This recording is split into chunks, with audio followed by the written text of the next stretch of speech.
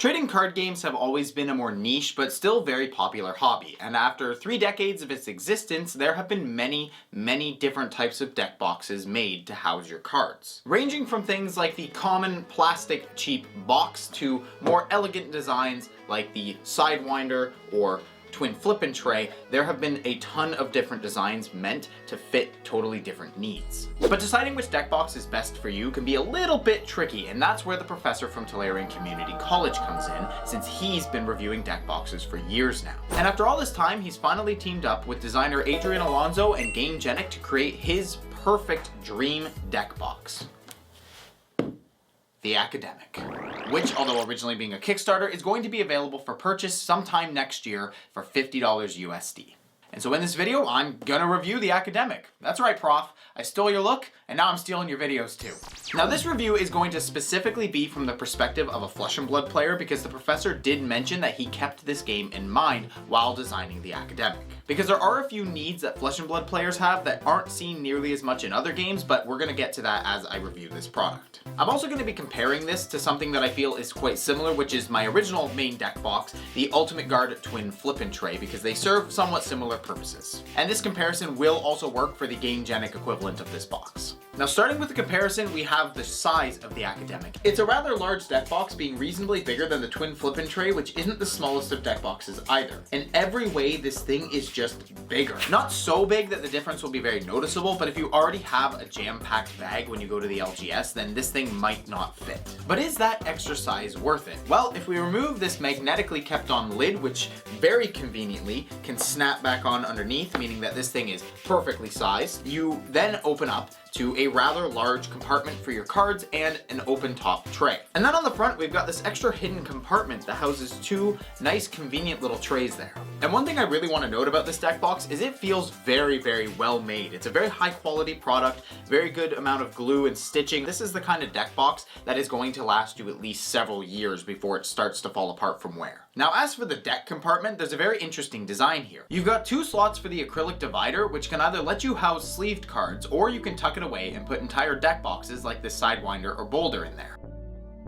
Although I do have a small gripe here. It can be a bit of a pain to get your decks out if you pack this section with sleeved cards. There are grooves on the inside, and so it's not too much trouble to get them out, but I found that it was just mildly annoying getting my decks in and out if you fill the space. It's not a huge issue at all, but it is why I decided to use my Sidewinder in this thing instead. However, there is a big benefit to using sleeved cards, and it's that it opens up this extra top space here where you can throw, tokens, equipment, and more importantly, top loaders. That's right. Flesh and Blood has a lot of expensive equipment cards, and a lot of people get really worried because these can be hundreds, if not thousands of dollars, depending on the rarity. And so naturally, people would want to put them in something like a top loader in order to keep them better protected, but being much bigger than a regular card sleeve, it's rather hard to find a deck box that will fit them. Well, the Academic can in this extra little space here. Not only that, but you can also put them in this top tray here, as it's perfectly sized to do so with just a little extra room so you can actually get them back out. But for me personally, I'm a filthy degenerate and I like to play my cold foil legendaries just double sleeved, and so I chose to use this dice tray for my dice. Going back to the flippin' tray for a moment, it also had a hidden compartment for the dice tray, but this tray is a little small and I had to perfectly organize all of my dice in there to make them all fit. But with the Academic, the tray is big enough that I can just kind of loosely fit everything in there. It's just this little bit of organized chaos and I absolutely love it. The only downside here is that this tray is somewhat shallow, so I wasn't able to keep the life tracker wheel that I've been using for years, but whatever, it's a small price to pay. You can fit these in the bottom 2 trays, but personally I decided to use them for something else. So moving on to that, we do have the 2 hidden trays, both of which are perfectly sized to hold sleeved cards. There are these convenient grooves so you can pull these out on both sides of the box, something that the flippin' trays ones lack. And even better than that, while one side is attached to the whole tray, this one is a magnetic flap that comes down when you want to pull it out, making it both convenient to pull out and also convenient to get your cards out of. Now at first I wasn't quite sure what to do with these trays because I'd always kept my equipment and tokens with my decks, but I finally decided to put equipment in one and tokens in the other, and I've come to absolutely love this. Having my things separated and also always available has been incredibly convenient, so I'm able to just switch decks as I go along, and I know that I have everything already with me. And so this means I don't have to dig through all of the deck boxes I have with me just to realize I left my Snapdragon scalars at home. But the use of these trays extends even past that. You can fit Blitz decks in here, or you could even split up a CC deck. Just know that if you do that, I am going to be mildly judging you.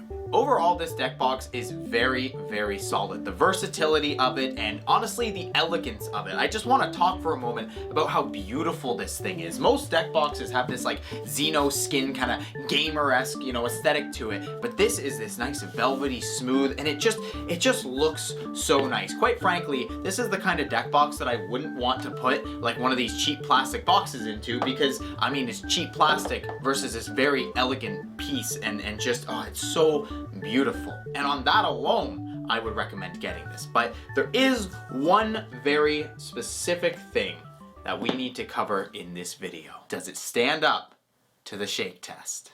Oh yes, Chads and Chadettes. The professor is very well known for just absolutely eviscerating the deck boxes to see if the top will come off, and so I am going to be stealing that from him as well, because I am a filthy little thief and I just can't help myself. Okay, so I've got my Sidewinder with my very expensive fully foiled Visceri deck. I've got very expensive equipment in here. I've got less expensive but still some nice tokens down here, and I have a top tray not filled with plastic. If you can hear that, I've got what's very unique to Fab, these metal coins and tokens. I got some Runechant ones, and I even have metal D6. I like the weight and feel of metal, and even this amethyst spin down that came from the professor's Kickstarter, which was really nice. So this box is quite heavy. So if anything is going to cause stuff to come out, it is this. And I'm actually a little nervous for this, to be honest with you. I really don't want to have to clean up, so I'm hoping that these magnets stay on. I'm a little nervous. I'm going to be grabbing it here, not holding onto the top at all. But let's do this.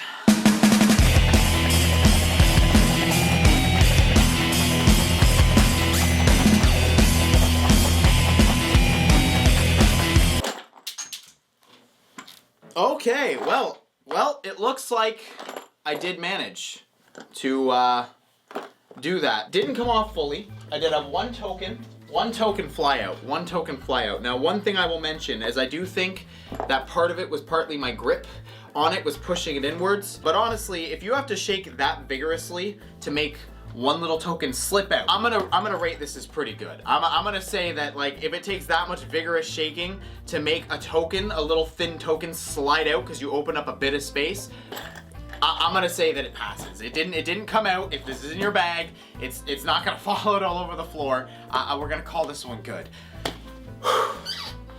That was fun. So my final thoughts on this deck box is, honestly, it's incredible. I really, really have loved using these things. This has just been a great little hub box for me to store everything, and then I know that all the stuff I need is in this one. I can maybe put a few decks into this one. I can bring, a couple random decks with me if I need them, and everything that I'll need to share between them is all here. And I can put, my favorite deck in here to make it just feel extra special. So if you want something that is incredibly beautiful, elegant, it's versatile, you can hold your top loaders, and you can separate your equipment and tokens, then I highly, highly recommend picking up an Academic. However, I would like to mention that if you already have something like the twin flippin' tray and you find that this is perfect for your use, you probably don't need one of these. But honestly, at $50, you've probably spent a lot more on a single card than you would on this entire deck box. So consider it a very, very good purchase. And so what is my final grade on the Academic?